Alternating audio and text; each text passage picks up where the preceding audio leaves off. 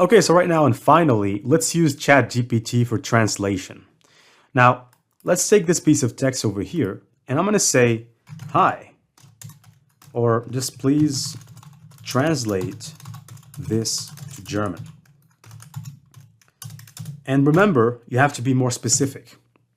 So when you say, please translate, you could say, please translate this sentence or this paragraph to German. That would be better. So you can see that right now it has completely translated this into German.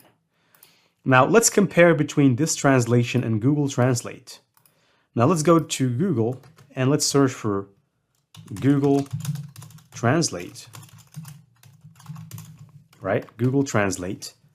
Now, and let's just paste our text, right? That's basically didn't paste the, all right, so I'm gonna go back and I'm gonna just take the text here, attention pro bodybuilders. I go back here, enter text, and I'm gonna go select language is English, and I wanna translate it to German.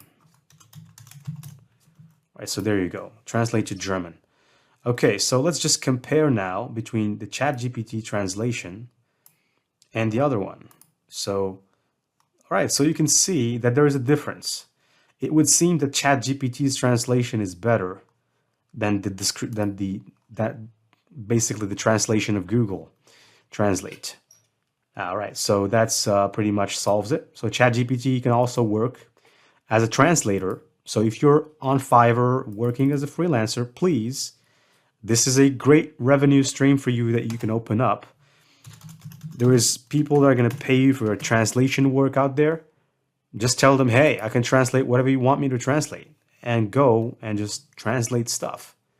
And you can use AI to basically do that. So you can see how amazing this tool is.